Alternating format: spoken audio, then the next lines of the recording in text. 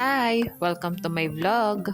Ang video ko for today ay comparison ng Similac Tummy Care versus Enfagrow A+, Gentle Ease na parehas na pang 1 to 3 years old. Unlike dun sa original na Similac at Enfagrow A+, ang dalawang gatas na ito ay specialized dahil partially hydrolyzed yung protein nila. Means na mas madaling matunaw ito sa tiyan ng mga bata. Request nga pala ito ng isa sa mga viewer ko. Maraming salamat po sa tiwalang binibigay nyo sa akin para ma-review ang mga gatas na ito. Katulad nga ng dati ay magbabase ako sa nutrition facts ng dalawang gatas na ito. At ang measurement na gagamitin ko ay yung per 100 grams of powder. Okay, simulan na natin. Sa energy, protein, fat, saturated fat, monosaturated fat, polysaturated fat, linoleic acid and linolenic acid, lamang ang Tummy Care.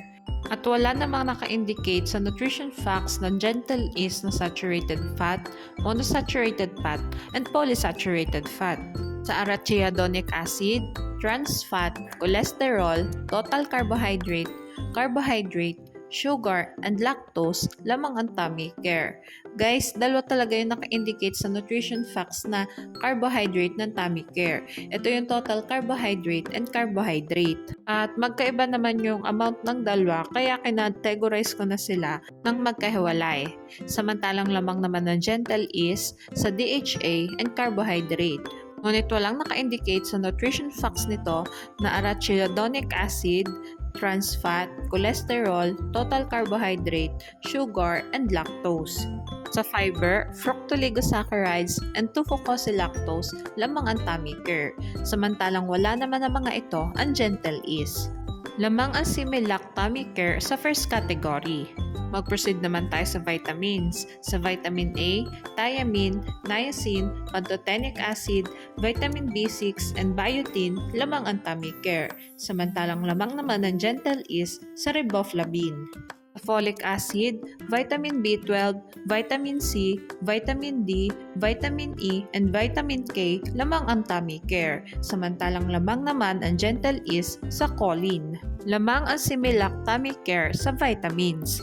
Dito naman tayo sa minerals. Sa potassium, chloride, calcium, phosphorus, and magnesium, lamang ang Tummy Care. Samantalang lamang naman ang Gentle Ease sa sodium. Sa iron, copper, selenium, and iodine, lamang ang Tummy Care. Samantalang lamang naman ang Gentle Ease sa zinc and manganese. Lamang ang Similac Tummy Care sa minerals.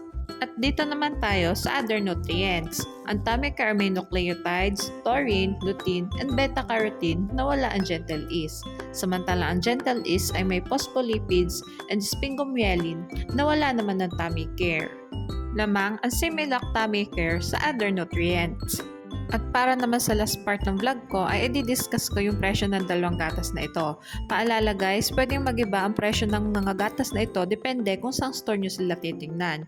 Bali ako, parehas kung sa Lazada kinuha yung presyo na nakikita nyo ngayon sa screen. Sa parehas nga nilang bigat na 800 grams ay mas mahal ang Similac Tummy Care ng 181 pesos compare sa Enfagrow Gentle Ease.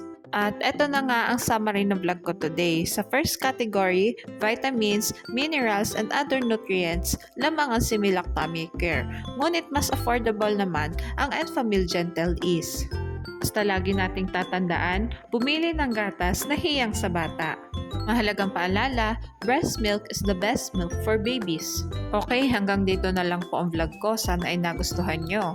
Thanks for watching. Please like and subscribe for more videos.